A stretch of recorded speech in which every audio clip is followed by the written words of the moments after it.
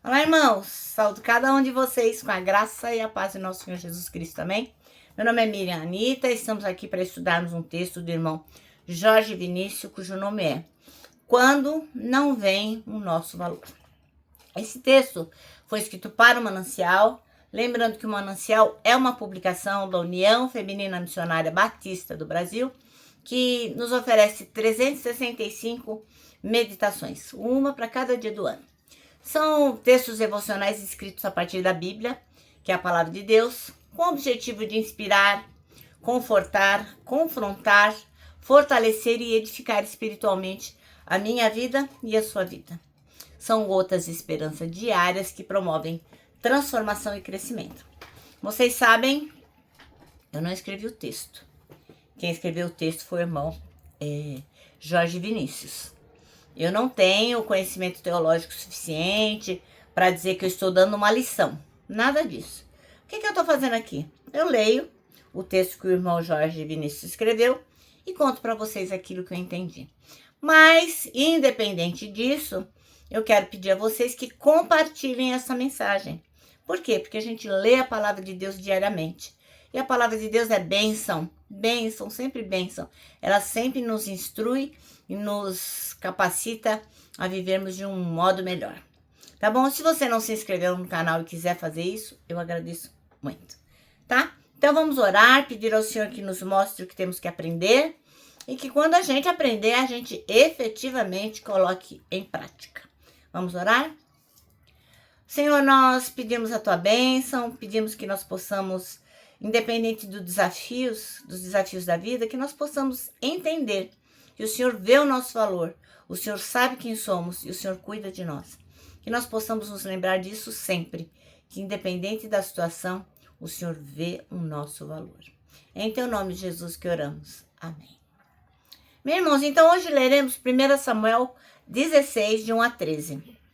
E a história da unção de Davi, né? Quando ele é então escolhido para ser rei. Ele é uma das passagens mais confortantes e poderosas da Bíblia para qualquer pessoa que já se sentiu esquecida, desvalorizada, subestimada, porque aqueles ao seu redor podem não ver o seu valor, inclusive a sua família. Então você pode ser invisível para os homens, mas nunca você será invisível para Deus. Então quando o profeta Samuel ele resolve procurar atender, né, o pedido do Senhor e vai à casa de Jessé para ungir o novo rei de Israel, o irmão Jessé apresenta lá os seus filhos mais velhos, né, que eles eram fortes, eles eram bonitões, tinham assim uma postura imponente. E o pobre do irmão Davi, que era o caçulinha, né, nem sequer foi convidado para a reunião, nem foi lembrado. Por quê? Porque ele estava lá no campo cuidando das ovelhinhas dele e ninguém lembrou dele. Então, para todo mundo ali, até para a própria família dele, era um garotinho, né? Que estava ali, era um garoto de recados. Quando os irmãos iam para a batalha, o pai mandava ele ir lá ver como é que estavam as coisas. Enfim, ninguém nem lembrou dele. Mas, pensa só nisso, que o conforto está justamente aqui. As pessoas costumam avaliar a gente pelo nosso cargo atual, pela nossa aparência ou por aquilo que você pode oferecer no momento. Mas o esquecimento dos homens não anula a memória de Deus sobre você. Então, quando Samuel viu Eliabe, o filho mais velho, ele logo pensou, é esse o cara. Esse vai ser o rei, bonitão e tal. Mas Deus interrompeu o pensamento dele na hora, com uma das frases mais incríveis e emblemáticas das Escrituras. Não considere a sua aparência nessa altura, pois eu o rejeitei. Então, o Senhor não vê como o homem vê, né? O que diz o versículo. O homem vê segundo a aparência, mas o Senhor vê o coração. Bom, então o homem julga por embalagens, status, oratória, conexão, presença visual. Mas Deus escolhe por caráter, fidelidade. Ele escolhe assim como você é no secreto, pela sua postura, pelo seu coração. Bom, então depois de passar por 7 filhos sem nenhum ser escolhido, O irmão Samuel, né, o profeta Samuel, pergunta lá pro irmão Jessé, e aí, não tem mais ninguém? É assim mesmo? Aí o Jessé fala, até tem, né? Tem um moço, o filho caçula lá, que tá cuidando das ovelhas. Bom, então o Samuel dá uma ordem clara, né? A gente não vai sentar para comer enquanto ele não chegar. E aí acontece a reviravolta, porque quem antes era considerado irrelevante acabou se tornando a pessoa central naquela reunião, né? Deus tem o poder do quê? De parar os processos e fazer pessoas esperarem até que você ocupe o lugar que ele preparou para você. Isso é incrível, né? Então, o irmão Davi, o rei Davi, ele estava totalmente apartado, né? Ele não estava lá no campo reclamando, ó, vida, ó, azar. Não, ele estava trabalhando, ele estava protegendo o rebanho dele. E ele estava certamente desenvolvendo uma intimidade real com Deus.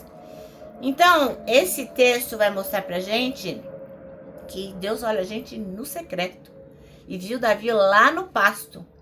Então, meu irmão, minha irmã, não use esse tempo que você se sente desvalorizado para cultivar amargura no seu coração. Pelo contrário, use esse tempo para crescer, para aprender, ó, para se fortalecer. Porque às vezes a gente no anonimato não percebe, mas costuma ser ali a sala de treinamento de Deus, né? Então, como a gente fala, o deserto não é lugar de parar, é de andar, né? Então, você não precisa se moldar aos padrões dos outros para provar o seu valor. Não, não force a aceitação, não. Confia no tempo certo. A aprovação que realmente importa, ela vem lá do alto. Quando Deus decide honrar alguém, nenhuma rejeição humana pode impedir.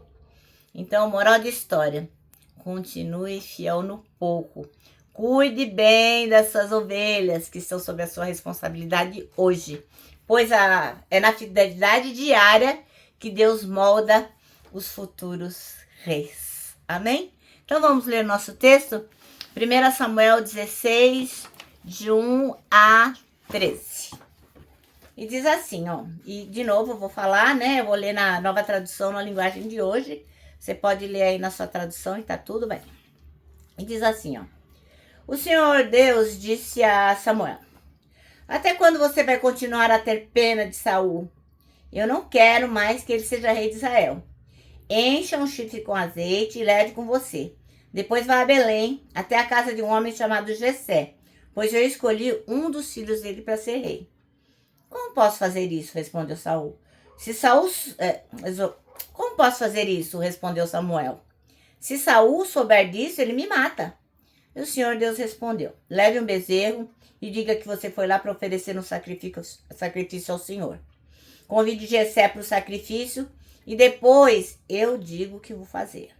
Você ungirá como rei aquele que eu indicar. Samuel fez o que o Senhor Deus havia mandado e foi a Belém.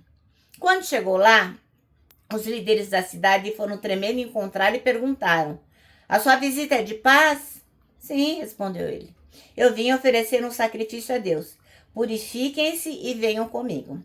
Ele mandou que Jessé e os seus filhos se purificassem e os convidou para o sacrifício. Quando eles chegaram, Samuel viu Eliabe, um dos filhos de Jessé, e pensou: este homem que está aqui na presença de Deus, o Senhor, certamente é aquele que o Senhor escolheu. Mas o Senhor disse: não se impressione com a aparência nem com a altura deste homem. Eu o rejeitei, porque não julgo como as pessoas julgam. Elas olham para a aparência, mas eu vejo o coração. Então José chamou seu filho Abinadab e o levou a Samuel. Mas Samuel disse: esse também não foi escolhido pelo Senhor. Aí Jessé trouxe o seu filho Simeia. E Samuel disse: o Senhor Deus também não escolheu este. Assim Jessé apresentou a Samuel 7 dos seus filhos.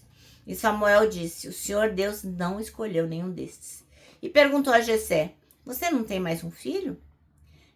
Jessé respondeu: tem mais um, o caçula, mas ele está fora, tomando conta das ovelhas. Então mande chamá-lo, disse Samuel.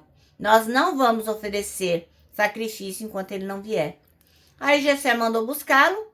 Era um belo rapaz, saudável e de olhos brilhantes. E o Senhor disse a Samuel: é esse, unja-o. Samuel pegou o chifre cheio de azeite e ungiu Davi na frente dos seus irmãos.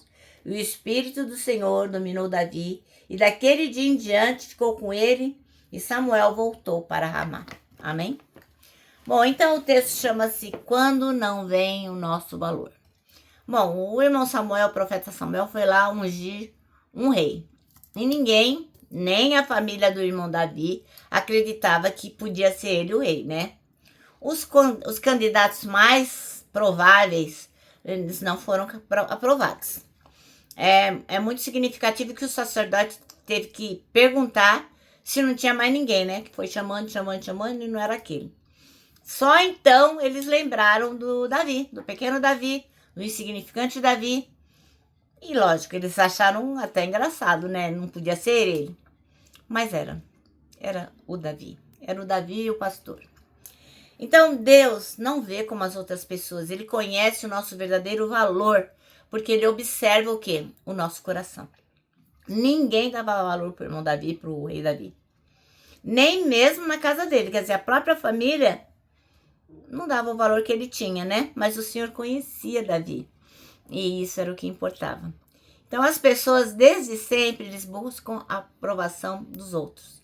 Todos nós buscamos, né? A gente quer ser reconhecido, quer ficar famoso, quer acumular seguidor. A gente corre atrás de muitas faltas, percepções de aprovação. Mas a nossa aprovação, contudo, é dada por Deus. É Ele quem nos aprova. A despeito do que as pessoas pensam, Ele mesmo chama e capacita aquela pessoa que Ele quer e Ele dá condições de fazer mais do que a gente julga ser possível. Você sim pode ser uma pessoa que não se sente desvalorizada, mas não interessa se você tem a aprovação das pessoas e não tem de Deus. E você pode ser uma pessoa que se sente desvalorizada e você deve se lembrar que a aprovação que vale a pena é a de Deus e no momento oportuno Ele vai colocar você no lugar que Ele deseja colocar, no lugar que Ele tem para você. O irmão Davi, o rei Davi, era o menor da sua casa, mas o Senhor o via como o maior da nação inteira. Colocou ele como rei.